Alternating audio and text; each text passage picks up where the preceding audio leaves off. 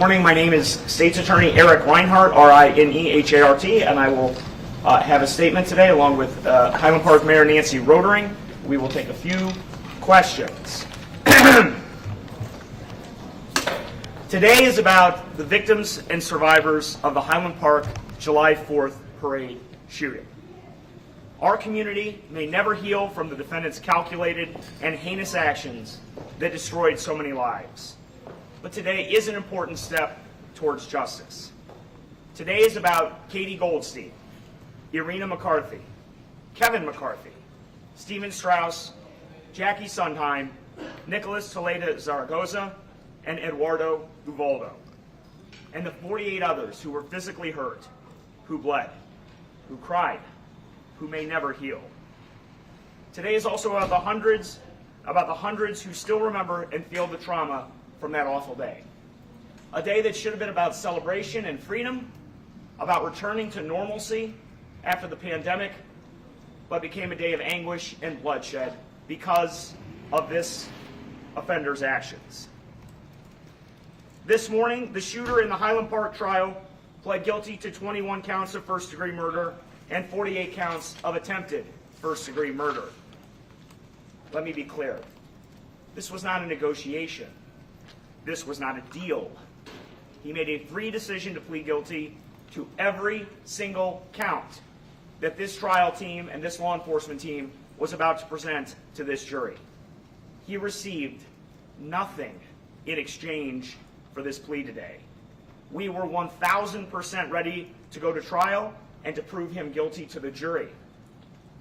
We have been working for years to prepare our evidence, which includes DNA testing, fingerprint identification, firearm records, video evidence, identification evidence that put him in the alley walking up to the roof, that put him on the roof, and that had him descending from the roof right after the shooting. We were also prepared to present his voluntary confession that he gave that day to law enforcement. His admissions that he made at that time would have confirmed every piece of physical evidence, trajectory analysis, ballistics reports, DNA conclusions, and eyewitness testimony. The Lake County State's Attorney's Office continues to express its condolences to all who lost a loved one and to all who were so affected physically and psychologically. Our Victim Services Division remains dedicated, even today after this plea of guilty, to every count, to uplifting victims and connecting them to any resources that they may need. Our team is available, ready, and willing to accompany victims through each step as we prepare for sentencing. Our team still stands with you.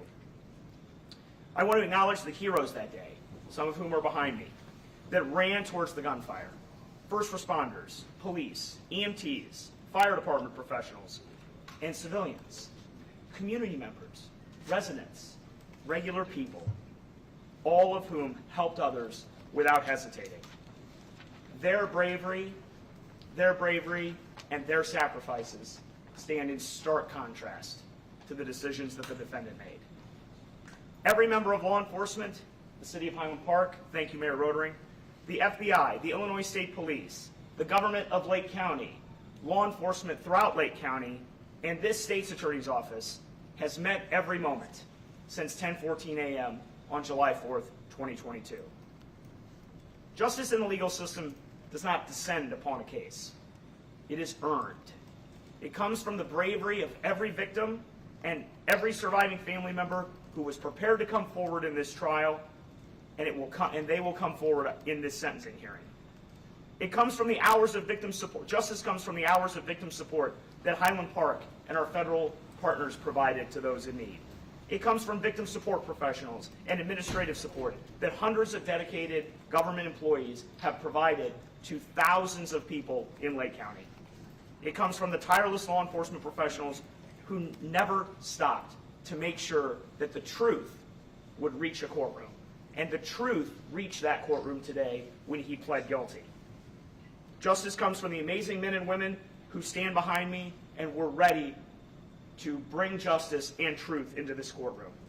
I want to specifically thank a few people in my office because it is absolutely necessary. I want to thank Ben Dillon, Jeff Acklum, Lauren Kalsheim Rothenberg, Eric Collada, Melissa Cisneros, Melissa Burke, Dawn Patch, Jackie Reedy, Jackie Herrera Hiron, and Vanessa Vargas Ramirez, as well as Jack Metcalf, Lexi Brown, and J.B. Brooks. This team of dedicated professionals was completely ready today and would have gone forward for the next 3 to 5 weeks in bringing this case into the courtroom.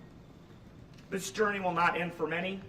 We will move next to sentencing and continue to provide support and help for anyone in need. Thank you. Good morning. I'm Nancy Rotering, Nancy Rotering, Mayor of the City of Highland Park. I just want to share that our thoughts and our hearts remain with the families whose loved ones were senselessly taken, those who were injured, and everyone whose lives were forever changed by this horrific act. Today's guilty plea is an important step towards justice, but it does not erase the pain. We share our deep appreciation and admiration for Lake County State's Attorney Eric Reinhardt and his entire team for their tireless work to pursue justice on behalf of the Highland Park community. We also express our thanks to the first responders, the law enforcement officers, and the hospital personnel for their professionalism throughout this entire investigation. We are confident in our legal system, and we recognize that there are milestones ahead. We continue to stand together and remain committed to supporting the victims, their families, and our entire community as we move forward together as one Highland Park. Thank you. Eric, when did you talk about how much this caught you by surprise, whether you had any expectation this might happen today? We were prepared to present overwhelming evidence of the defendant's guilt. This happens from time to time in our criminal justice system, in big cases and in small cases. As the defendant gets closer and closer to trial, this has happened before. This will happen again in all size of cases, and we were prepared to present all of our evidence. When did you first get some kind of idea that he was interested in pleading guilty? We learned this morning. Did he show any remorse, or did he give any explanation for his decision today? Everything that you saw in the courtroom, Julian, was what happened. I'll let other people characterize that right now. We are going to have a sentencing hearing that will address some of those topics. He answered questions from the judge, and people observed that part of it. I'm not going to characterize him or really think about that. Can you explain what it's like for for the mother's outburst in the courtroom? And what was she referring to? She said there was something like that. There's no agreement at all. Yes, there is no agreement whatsoever. He pled guilty to every single count. He walked into the courtroom through his attorneys, who are incredibly experienced defense attorneys who have represented him for years. The mother is not a lawyer. She doesn't represent him. We have a justice system that has put lawyers in charge of those matters, and he pled guilty. What was the deal with the juror this morning? I'm not going to comment on the juror today. But did you know at that time when you were dealing with that he was going to change his plea? We learned this morning from his defense attorneys that was happening. The juror the reason we selected 6 alternates was in case an issue came up with the jury over the weekend, and I'm not going to comment on that. Mr. Reinhardt, can you explain the dropping of charges, the aggravated battery charges, why those were dropped last week? A few days, last week? Last week, yes. So the aggravated battery charges were lesser included. They were the exact same counts as the 48 attempt murder that he pled guilty to today. That each of those cover the attempt murder for the 48 individuals who were hit covered 26 to 50 years. The aggravated battery were the identical victims and were lesser charges. He attempted to murder the people at Port Clinton Square. He attempted to murder the people who were at that parade, and those aggravated battery counts were about a lesser count. It was never going to affect his total time in prison. But if they were on before and then they were removed, is that just a strategic decision, or why? Just explain for people who don't understand. Sure, we wanted, yeah, absolutely. There's a mountain of evidence in this case. It was going to be 3 to 5 weeks. With these being lesser charges and being the identical 48 victims as the 48 attempt murder charges, we wanted to present this to the jury and not debate whether shooting somebody is attempt murder. He attempted to murder every single person that he shot at that parade, and those are the top charges, and so they are literally lesser. They are called lesser included. Check with all your legal experts. Google lesser included. Mr. Reinhardt, can you speak to the witnesses who have been preparing for this day, anxiously awaiting this trial, and now there won't be a trial. Just kind of speak to what's next for them and your involvement with them. Yeah, since the plea was accepted by Judge Rossetti, we've been meeting with the victims. We will continue to meet with the victims, I assume, over the rest of today, tomorrow, as long as it takes. People are having different reactions. People appropriately expected to be in trial for the next 3 to 5 weeks. I have not been a victim of shooting. I can't imagine exactly what they were going through, but I've talked to all of them. And everybody is having different reactions. I don't want to really present one overall reaction, but this is a final verdict on 69 counts. Let me be clear.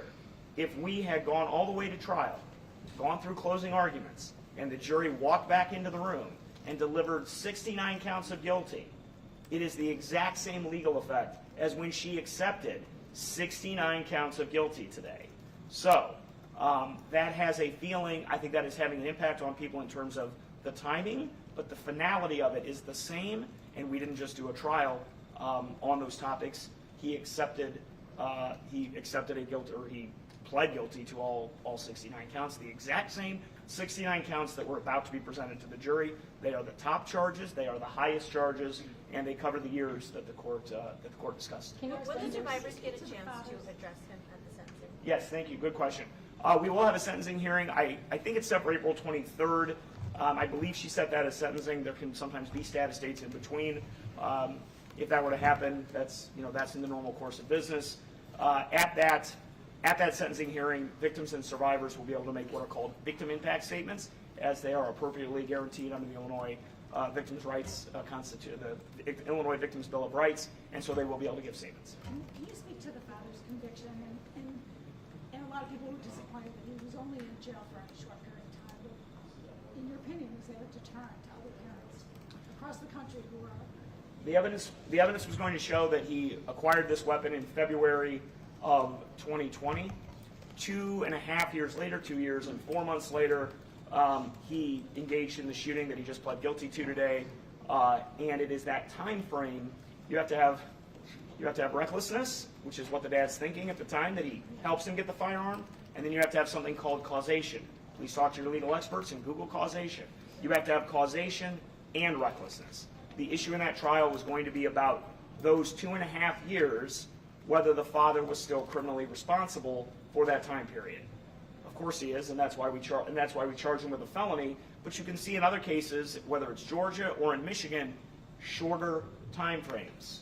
So the 2.5 years establishes the absolute, in my opinion, the absolute outside period of criminal liability. Of course, it could be 3 years. I'm not making the legal argument. It establishes the absolute outside of criminal liability. But in Georgia and in Michigan and in other places, you see that condensing, and there is even more responsibility. So I think to tell parents that you will be held criminally responsible for the decisions that you make regarding allowing people to get firearms is a critical thing, and it is a way to begin to solve the problem of gun violence in this country.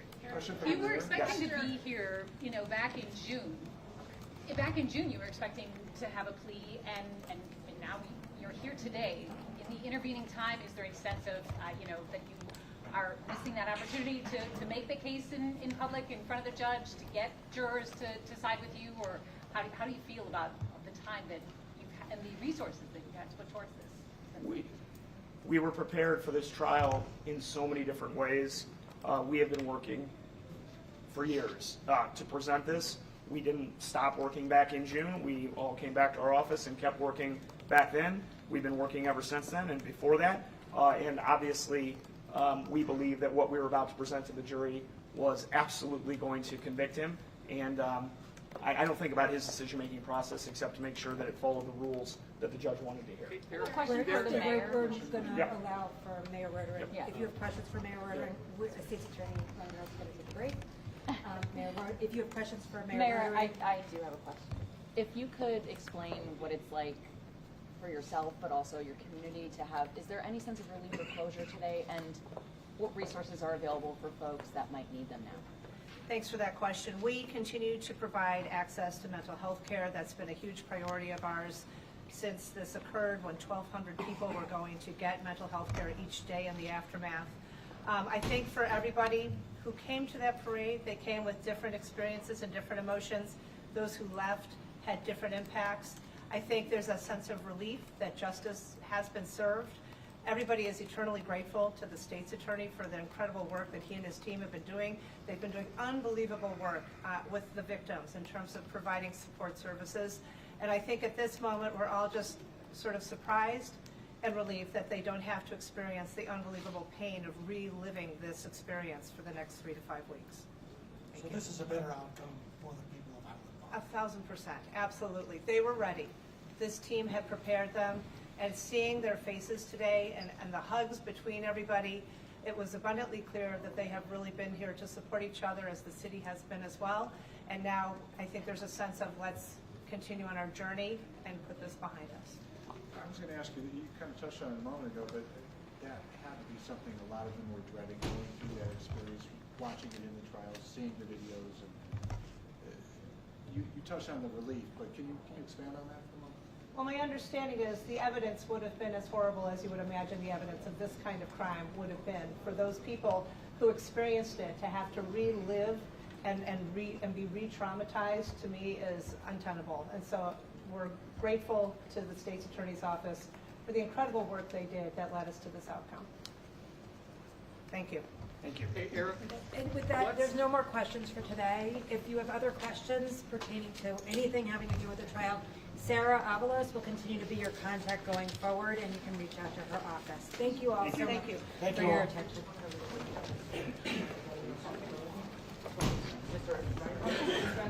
Hey, Sarah. Yes, they'll be.